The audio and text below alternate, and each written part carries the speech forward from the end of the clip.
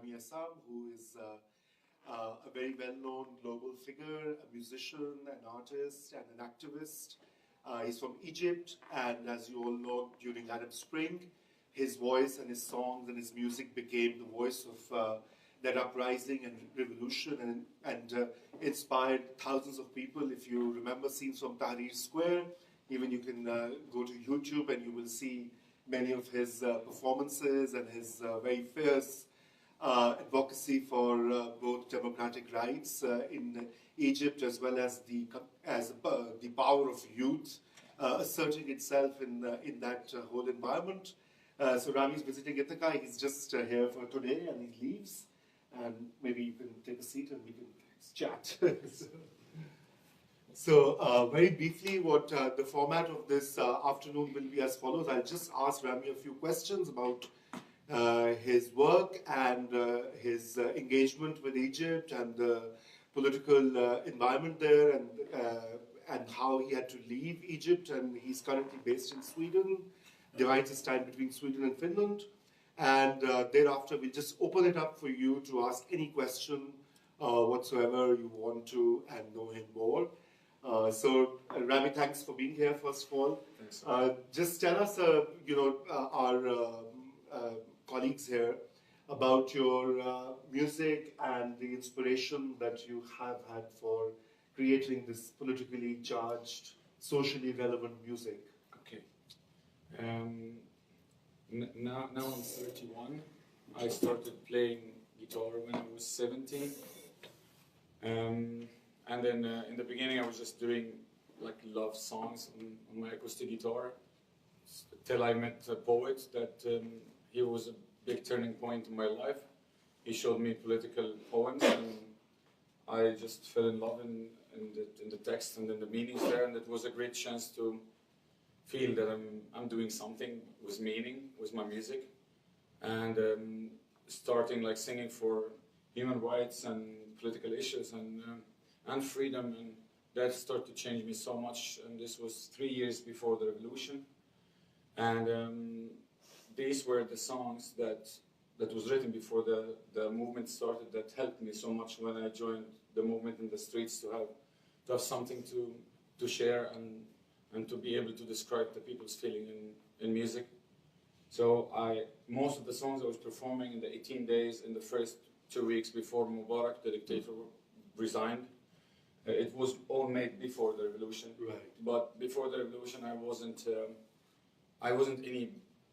didn't make it before the revolution. Like, the biggest gig I had was only for 300 people. And when the revolution started, I was singing in front of hundreds of thousands of people just in one day. And during the movement, since day one, there are many songs that came out from the heart of the movement and from what was going on. And since the day, I'm still doing that till the moment. For sure, it was ups and downs, and so many changes happened. If we will have a chance to talk about it, and part of my influences, there was a couple of Egyptian acts, like a rapper. His name is MC Amin. That was a big influence for me, and there was Said Darwish and Sheikh Imam, from like old singers that we had before, that were singing about politics too, and like about rock music, because I love rock music, and that was a big influence for me. It's System of a Down and Rage Against the Machine, and Nirvana from before, but when it comes to the message, it's more Rage and System. That was a big influence for my music too. Yeah. Yes. And this famous song, how do you call it? Irhal. Irhal. So, what does it mean? What are the lyrics? If you can tell us about that. Yeah. Which you sang right there at Tahrir Square, demanding the resignation of Hosni Mubarak. Yes. Irhal means leave, and it could be like the most important piece that I did in my life, and it came totally from the people. Especially that the lyrics was taken from the chants that the people were doing. I joined the revolution in the beginning. My first day was the 28th. I didn't join in the 25th in the first day. I joined in the second call, was the 28th, and for 3 days I was just there with the people, not as a musician, just as as a human being, and I was listening to the chants and people just repeating the same thing all the time. It was powerful, but it was boring. And from an artist point of view, I thought that if I can turn these slogans and chants into melody, into song, that would be much more effective, and that's what happened. I picked up like the most three important chants. That was الشعب يريد إسقاط النظام, people demand removal of the regime, يسقط يسقط حسني مبارك, down down حسني مبارك, هو يمشي مش هنمشي, he leaves we stay. And then I added one sentence which is كلنا إيد واحدة, طلبنا حاجة واحدة, ارحل, we are all one hand, have one demand, leave. And when I was in Tahrir Square, and from the first moment I started to sing that song, because the lyrics is already, the people know the lyrics from before. So I just did it one round, and then after that people were singing with me. And it was just like so powerful moment. Exactly. Yeah. Exactly. And what happened after that? After your activism and your engagement, I mean, you were obviously harassed by the authorities, and Yes. so tell us a bit about that. Okay. After the first 18 days, and when we were having the big sit-in in Tahrir Square, maybe most of you saw the footage from that time, and Mubarak resigned, and then we thought that that yeah, we made it, that's it, and then we found out that this was a mistake, that we left the streets, and we tried to go back again to continue. We had another sit-in that was so much smaller. It was only 5,000 people, comparing to like 300,000 people sleeping in the streets.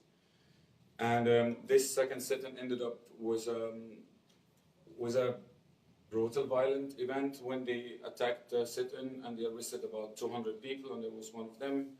And they took us to the Egyptian Museum, and they were beating everybody and torturing us. And I got tortured so badly in that day because they knew me, they knew my name, and they were calling me Ramy during the 8 hours of the torturing there. And I wasn't the only one, and sadly to mention that in Egypt, during the 8 years, so many people got tortured.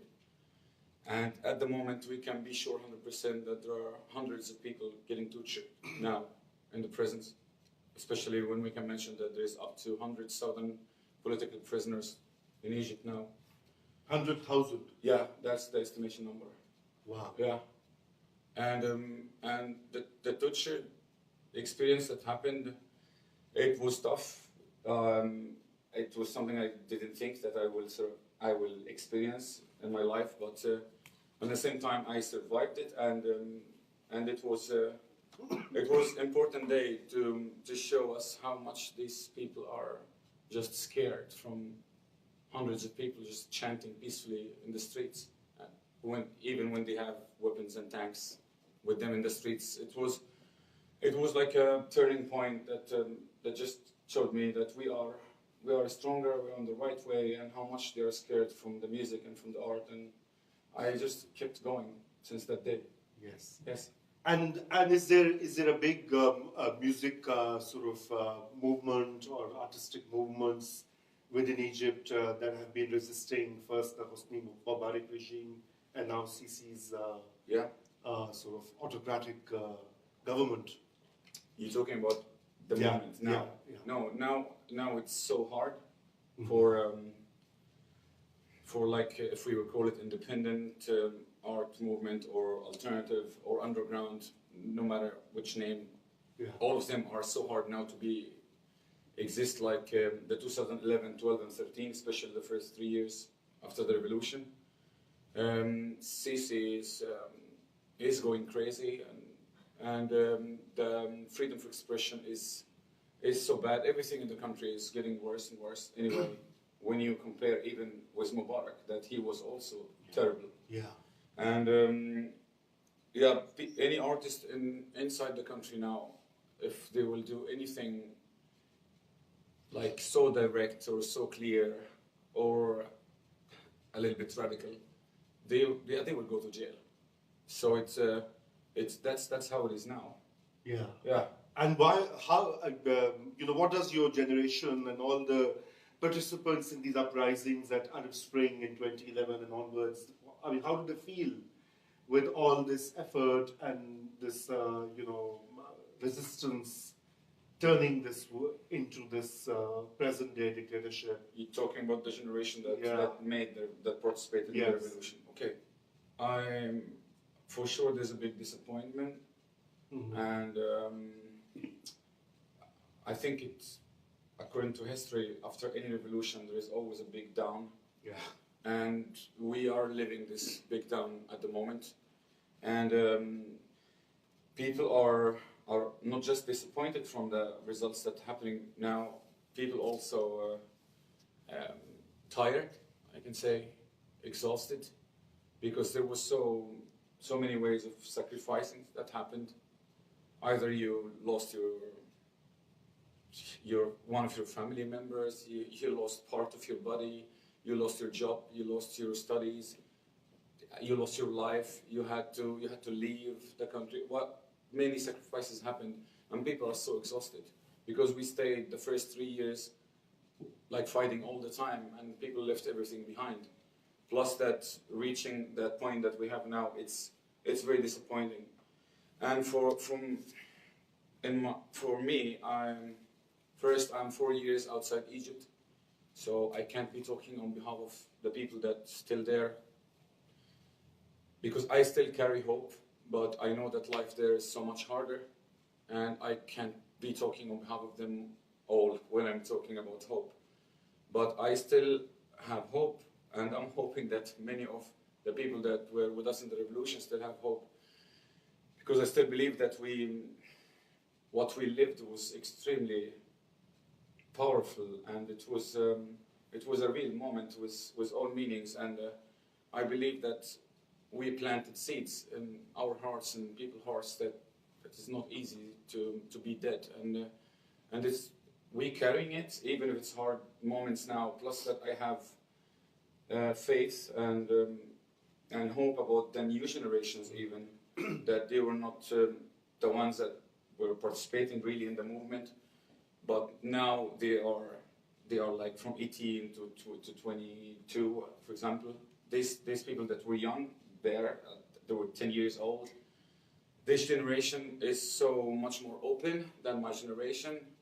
They are not brainwashed with the shitty media from the government, either songs or movies or radio or TV, all of it. They don't depend on that anymore because of the social media.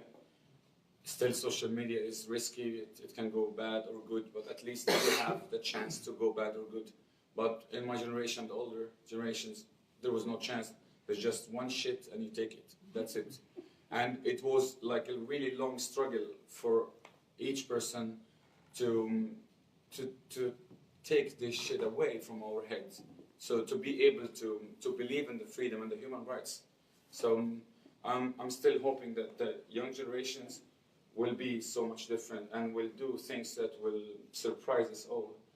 And going back to the art that came out from the revolution, it wasn't only music, there was all kind of arts, especially graffiti, for example, that was extremely important, that we didn't have that big before, but it was so big during the movement. And even if it's now hard, as we mentioned, for the political art to exist, but it's still there in many ways. And with the young generation having access to this kind of independent alternative art, I think that this should give us hope, even if it's now like a very hard moment for everybody there. Yeah, correct. So going back to your your travails and after the during and after the uprisings, and then you were tortured, and so when did you leave Egypt exactly?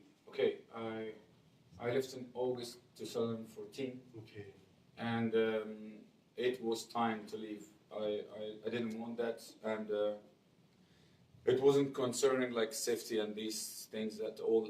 It was more about the military service. I was so close age-wise to be going to the service because I was going to be 28, and in Egypt, as a guy, you will be forced to do it, and I just had to skip this part because I didn't want to carry weapons. I didn't want to get orders to kill anybody, and And I had a very bad relation with the army because of what I was doing, so I just had to skip this chapter.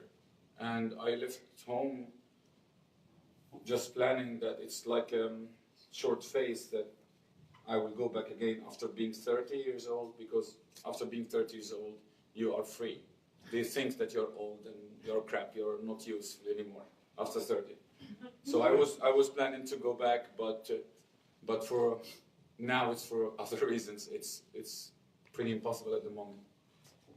Right. So, and how has it been, to continue producing your music and, thinking about it? Has it, being away from home and being in exile, has it impacted or influenced how you write your lyrics, for example, Okay. or subjects you choose? Yeah, being in exile for 4 years affected me so much, for sure, and in good and bad ways. Mm-hmm. And yeah, I will start with the bad first. The bad that I'm away from home, and I believe so that the artist that talk about certain topic has to be physically engaged as much as possible, and to be there on the ground, to be attached and to feel everything. And in my case, I'm Egyptian and it's my home, and I had the whole experience when I was there since the revolution started till the day I left. And I carry it in my heart, and I have it all. And in the same time, I'm in touch with my family, I'm in touch with my friends, I'm trying to watch Egyptian movies and listen to Egyptian songs to be... Yeah. I think you do that too. And doing my best to be attached and to be like engaged with my culture and with my people there, and not to lose the momentum, not to miss the train. But in the same time, it's so much harder now, the process of writing songs, than before. Now I have to really do some work to get into my zone and to be able to remember, if it will be with a phone call with one of my friends that is still back home, or it's like watching a certain movie or listening to a certain song, and to be able to write the song that maybe before when I was in Egypt it was just no time I can make any song because it was in the subconscious all the time. So that could be like the bad part that I had. But when it comes to the good sides of being in Sweden and Finland, that when I was in Egypt, I wasn't like a professional musician.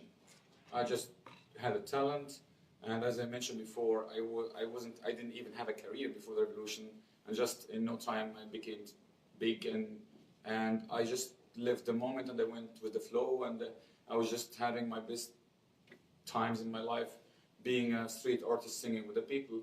But that took away any chance of developing myself as a musician, as an artist. And when I went to Malmö in Sweden, I had a chance to go to the music school to study for the first time.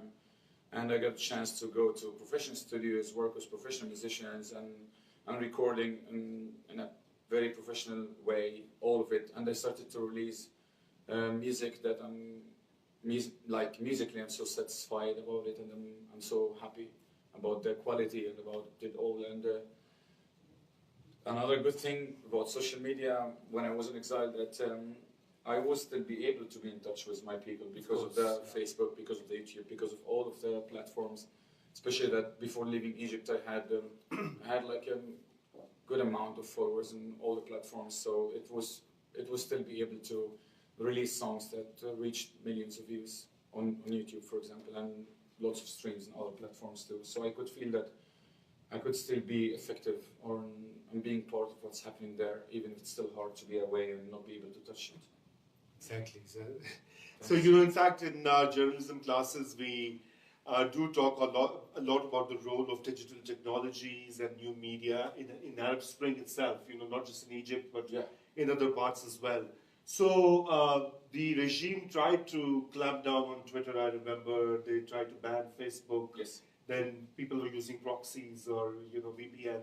So you think what happened afterwards? Have they still kept their censorship on social media, or has it? Like in Egypt, Egypt, yeah. Especially, okay. Like surprisingly, they didn't stop till this day like any of these platforms, but Okay. they did something else that was like a very evil plan in many ways. That they made a law that you can be arrested, and the evidence will be your post on Facebook or Twitter, and That's happening in my country as well, Yeah. and in many parts of the world now. So, Facebook posts take people to jail. exactly. Yeah, it's crazy. Yeah. And this is bad enough that they can arrest any person because of that. But in the same time, I was thinking about really how they did this law. I mean, because they would never arrest everybody posting something against the government. That won't happen. But they still have the access to do that. But I think in the bigger picture, the main reason was that they wanted to make the people feeling that they did something big by just sharing a post on Facebook or Twitter and feeling brave, and that will affect so much the people going out to the streets, because now like you are a little bit satisfied by I made it, I shared something on Facebook, I'm brave, I participated in the movement, and that's big because I'm already putting myself in a risk of going to jail. And that affected so much people going out to the streets, I'm sure, at least in an indirect way. Yeah. So, and tell us about, what are the prospects of any change to this very difficult situation that many Egyptians are passing through, both in terms of censorship, political repression, and controls. I mean, is there enough resistance to the regime there? The problem at the moment that the resistance is, as I mentioned, we are having really the down moment, and they managed to take over the army and the system. They managed to take over everything, and it is tough for the people that are back home now, because the people that try to go out, most of them got arrested, and there's no freedom of expression chance at the moment. For sure, there are people that still trying to do indirect messages and do indirect art, and that would never die, I'm sure. But like there are like, for example, there is a YouTuber that his name is Shadi Abu Zaid, that he is just a comedian that does alternative kind of comedy videos that doesn't have anything direct with the politics. It's criticizing the society and the culture in a funny way, in his way, and he got arrested. Like soon, it's gonna be a year, and like many others, he is kept now for investigation process, and even the trial, the court case, they don't open it.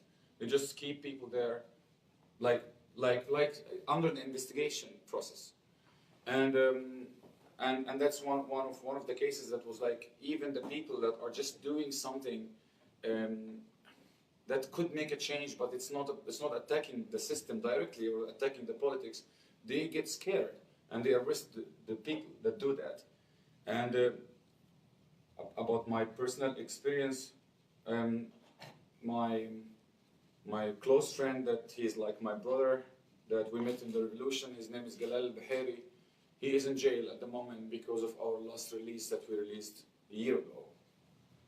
And he is now spending like, I think that's 355 day. And he got sentenced of 3 years. He's pending this sentence now, and it was by military court because of his poetry book. And that's another example about the freedom of expression. And what we did was just a song. We did a song, and he is a poet that he didn't do anything more, just poems. And he is in jail at the moment, and he's not the only one. Lots of filmmakers, photographers, Yes. journalists. Journalists, I mean, Egypt has the third largest number of journalists in Yes. jail in the world at Yes. the moment. Right. Yeah. Right. So I think I've asked you some few questions that I had, but I would like to open it up so that we can make it more uh, engaging and participatory. So you please feel free to ask Remy any question following up on what he just said about Egypt and his role in Arab Spring and the art scene over there. But any other questions also welcome, or comment, or yes, please. So you mentioned about, my name's Austin, by the way. Sorry? My name's Austin. Austin. You mentioned about how before you weren't going back because the military, and now you have other reasons. When do you think you'd like to go back to Egypt?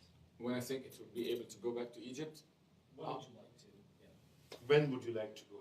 I would like to go now, if it's possible. I miss home so much, and I didn't choose to leave. I didn't want to leave, but the case that I just mentioned for my friend, the poet that is in jail, I am officially wanted by the authorities. So there is a case that is open. So before this song, if it was risky to go back, in many people's opinions, that they were telling me like, don't come back anyway, but I would still want to do that. Now there is a case that is open, so I'm wanted. So the moment I will arrive to the airport, I will go to jail directly. So there is no, it's not risk anymore. And I hope that the case will be dropped one day. I don't know anything about that or how it will be. But for sure, I'm still counting days, and I will keep counting days to go back home one day. Hopefully that any change will happen with the regime or any other change that I don't know what could be. But at the moment, it's blocked. Right. Yes, please. Thank you so much for coming. Thanks. It's really touching. My name is Miri. Miri. And I was watching the movie The Square. Okay. And it really kind of moved me to see in Flash a person that was kind of like involved in all these things. But I was wondering, what was your reaction to what is happening in the region? In Syria, for instance, do you Okay. get the chance to meet with people that go through the same stories in art and collaborations? I met a couple of musicians that were from Syria that had to emigrate to Sweden, where I live, and but they couldn't make it because the real movement in Syria was so short that happened in the beginning before turning to war, and I heard that there was a couple of acts that tried to do something and they got killed in the beginning, and there was no chance, as I had, for example, in Egypt. I had like at least 2.5 years of freedom and all the space to exist and to share my music with the people. But in Syria, they didn't have this chance. And when I met these musicians, they just had some experiences of playing music for the people in the cities when the city was just destroyed, and they were just trying to give hope to people with the music, but themselves also had to flee and had to leave the country. And I didn't meet anybody from Iraq or Libya, but I just met some musicians from Syria that told me these stories. And I did even a song about Syria that's called Khabar Agil, and because I felt that I didn't see enough music coming up from there, and I just wanted to participate with something, and I found a good poem on the internet, and I texted the writer, and she gave it to me, and I did it.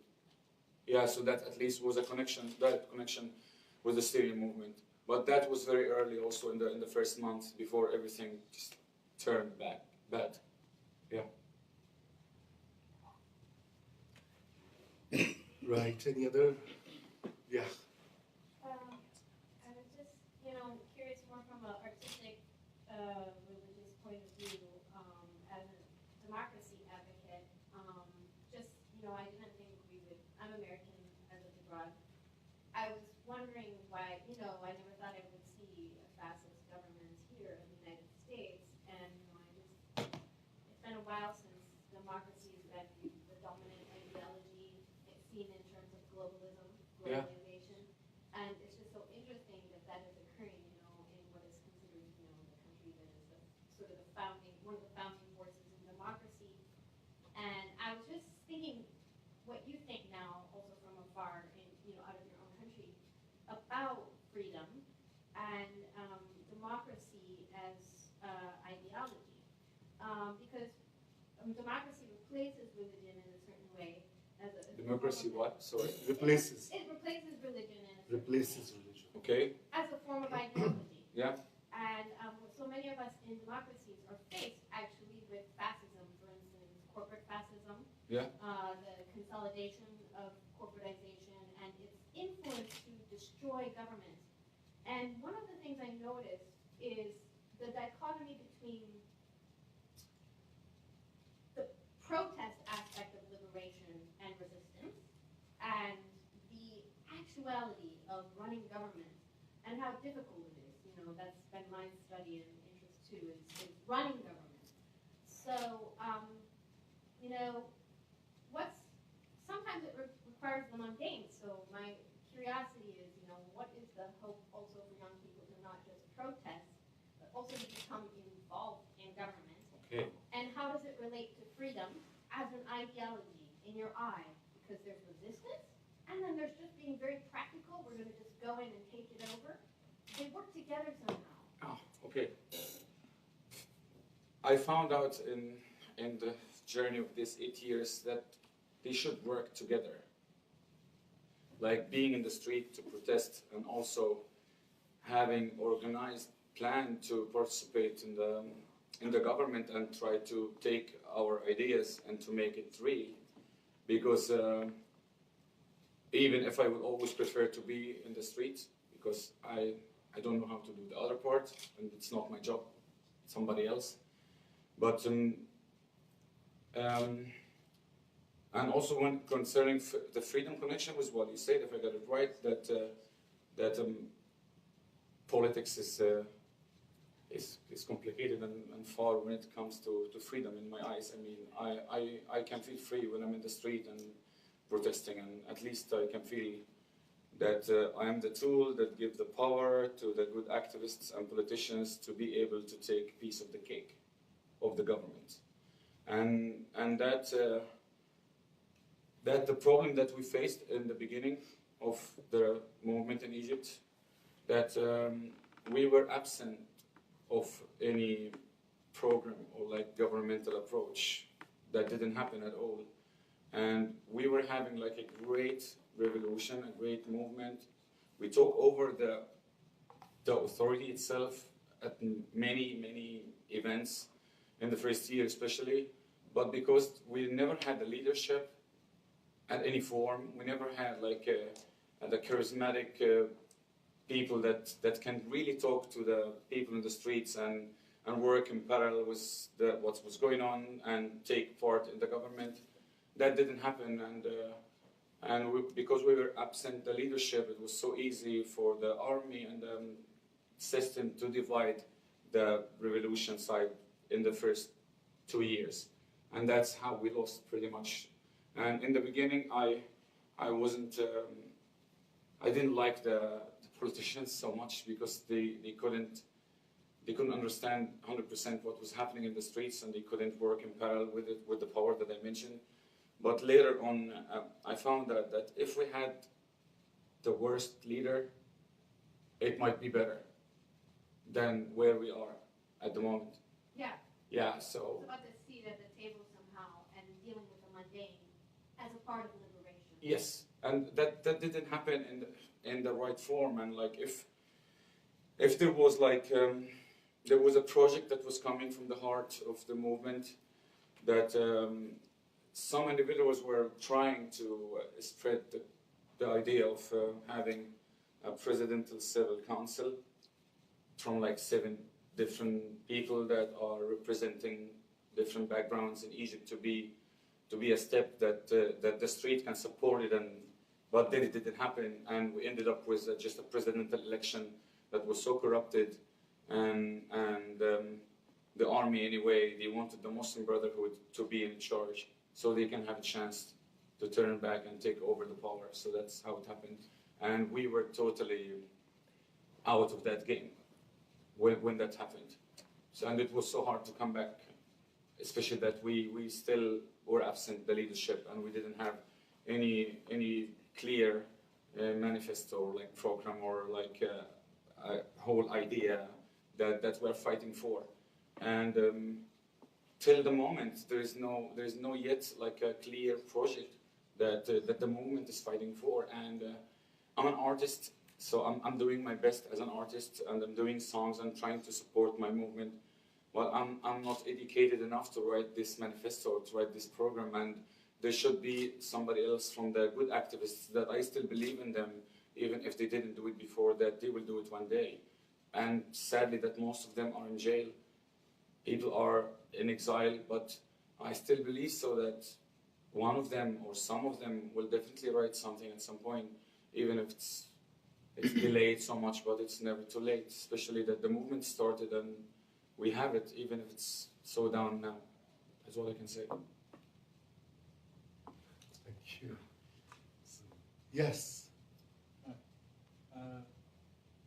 Being in like, the United States can be frustrating to see like, people in other countries going through things like journalists being jailed, being in silence, and sort of being like across on the other side of the ocean is like a sense of helplessness or like not being able to help.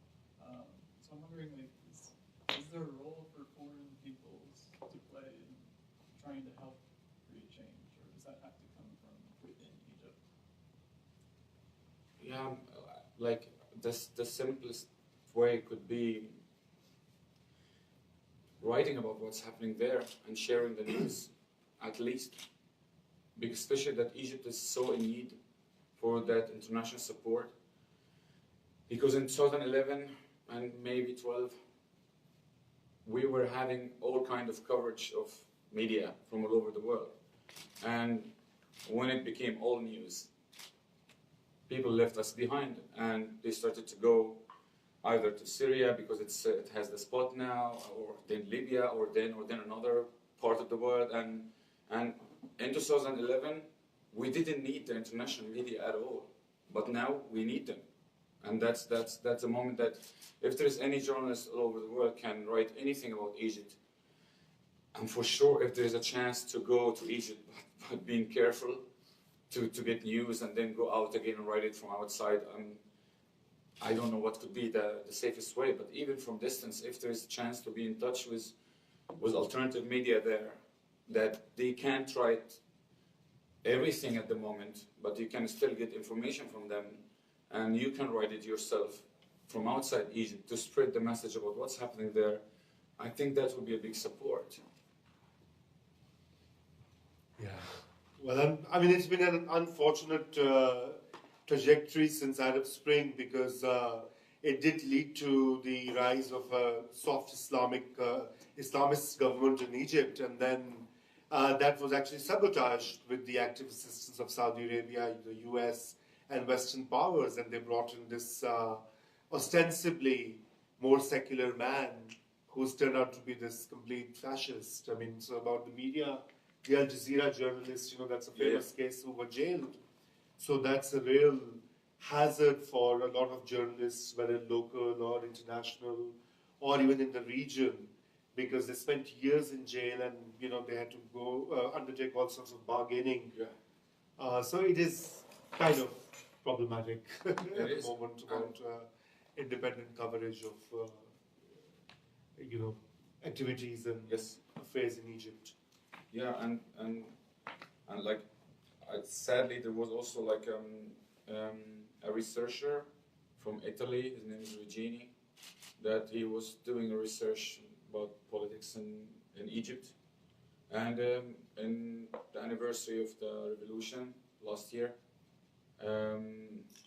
he got arrested and he disappeared, and they killed him. So that was also so clear about like it's not safe also for foreigners. So as a foreigner going to Egypt, you still have to be so careful. Mm. Yes, please, Sarud. Hi. Thank you for being here again. My question is more about the music. So I'm interested in your creative process. I was very intrigued by the fact that you mentioned Sheikh Imam and Sister Yeah. in the same sentence. Like I've never thought about these two artists being similar, but they are. Yeah. They're both provocateurs and they bring awareness. And during the revolution, you were inspired by such musicians, and you were also fueled by hope and this desire to make a difference and change. But then I'm assuming disappointment kicked in, right? And frustration, and you experienced a Yes. lot of difficulty. So I'm curious now that you're, I never know how to say this in English. You're in exile. It's Exile, not yeah. really accurate. Like the Yeah. word just being away from home. What keeps you going? I know you said you called home, and that reminds you of what they're going through. But what's the emotional, mental state that you're operating from when you're writing your music in a foreign land that is peaceful and different? Yeah, I'm in one of the most peaceful spots in the world, and the cleanest and peaceful and quiet, and so And apparently happiest as well. Finland is supposed to be the happiest of the countries. Yeah, on the survey. it's a privilege to be living there, but at the same time, when it comes to writing political songs, it's not helping. And that's what I mentioned earlier, that now it takes so much more effort and time to really be there. But what motivated me till this moment, and I think till the last day, is the memories that I have from the movement. I have lots of memories, harsh ones and beautiful ones, and it's memories that you will never forget. And I feel like that I'm having certain kind of responsibility towards the movement. That's how I love seeing it and living it.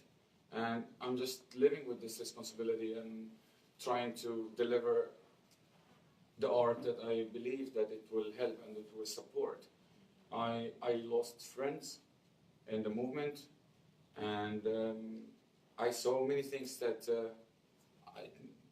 I will feel that it will be like betraying the moment if I will stop doing what I'm doing. Yeah, that's how I see it. And when I'm writing, depends on the topic, if it's hard feelings or if it's good feelings. Yeah, but it's not easy as it was in Egypt, for sure. Yeah, thanks. Yes? So I wanted to ask, I missed the beginning of your presentation because I was running from a class. It's okay. I wanted to, I don't know if you've already talked about this, but I wanted to ask a bit about secularism in the country, because, so I've heard a lot of people say, and I'm not quite sure if it's true, that Egypt is a country that for now is not very secular. It's one of the most religious countries in the area, right? Yeah. And because of that, certain ideas that we view as sort of central to the idea of a Western democracy will not work right now in Egypt. What do you think that's correct? A correct assessment, or? Sorry, I didn't hear That Western democracy will not work in Egypt because it's not a secular country. The religion, the influence of religion is very strong. Is that right? Yeah. So it's something I've heard talked about. I have No. idea. I think we didn't. Like, if you're talking about like that the Western world will support us, the people you mean on the ground, or like. About whether the people want a system like we have in the West, a democratic system as we have in the West. Do people want that in Egypt? Oh, like the people that were in the revolution. Yeah. Like and Egyptians. Like I'm one of them. Like that really believes we would like that, but many others are okay. If I get your point right, that there's many Egyptians that will not agree 100% with this kind of open society. Yeah. And that's a part of the big work that we have to keep doing, and like with word of mouth or with art, and to trying to teach the people about their human rights, because of the religion that is the priority there, and it's above most things for many people. So they don't believe in so many normal basic human rights, for example, and this is another problem that after finishing the fight with the system, we will still have to have this kind of I don't want to call it a fight when it comes with people, but it would be like a big argument and big debate with people many times. But I think that we still have to fight for having a real democracy and like a real open system and open society, and hoping that when they will really try the freedom for the first time, that they will feel good. Yeah. Talk about, again, sorry, continuing on sort of the subject of secularism. Do you think young people in the country of Egypt are more open to certain secular ideals, to certain ideals that are more what we consider Western human rights? I think so, but the change is not huge. And but with the young generation that I just mentioned before, with that are open with the social media, they are more open. They're more open, but it's still so complicated, especially that the majority of Egyptians are not accepting it yet and not believing it as it's a human rights. Thank you. Yeah, sure. Right, any other comments or questions? Well, if not, then Ramy, maybe you can just sing a little bit for us. Is that possible? The guitar is in the car. Okay, You didn't tell me. Yeah, but you can just. Without, it's hard without Okay, the guitar. okay, No, okay. I don't do that. Okay, Sorry. that's fine. If you told me, I could bring it. Okay. Sorry. That's fine. When I was talking, I saw you saying that it's the same. So you meant that it's exactly the same in Turkey. Exactly, that's what Everything I was saying. she was saying. Everything you're saying could be said about Turkey as well. Yeah, I can Yeah. imagine. It's yeah. Because Turkey's going through the same Yeah, exactly. Yeah. wave of fascism, soft fascism. Yeah, and even if this is in Egypt, it's a military background, but Erdogan is like having the religious background. But in the end, for the people, the effect is exactly the same. The same. Yeah, that's why in Egypt I was 100% against the military regime, but 100% against the Muslim Brotherhood regime, because I don't care about their agenda. In the end, we will suffer the same way. That's true. Yeah. It's always Sadly. the people. And Yeah. what you said about people in general, I think, can also be applied to Turkey. Like how much, right, of the population is educated enough, is able to see what we need, right? What is good for the society? Yes. What is good for us versus how much. Yeah. There is that tension, of course, in many Muslim majority societies. But I think there's also the point that was raised by one of our colleagues about the whole notion of democracy itself. Is democracy as a Western idea, is it the best idea? Because it's even failing in the West in parts, right? Yeah. So we need to revisit whenever we say, I think what we could perhaps aim for or strive for is a more open society, a more inclusive, a more balanced society. It need not be the typical either French or American or British model. But that's what happens because it's the whole legacy of colonialism. We believe that the British colonies believe that the British Westminster style was the best, and the French colonies think that they have to have a French-style presidential system. And in Latin America, we see the replication of American model to bicameral legislature and presidents, and it's not working that way. So I think we need to also reimagine the notion of democracy itself, and particularly that it's facing a crisis in the West itself due to globalization and neoliberalism, So I guess we are quite done with this event. Thank you, and we have some coffee and some goodies at the back, and you can stay on and talk to Ramy for a little while. Thank you so much, Ramy. Thank you.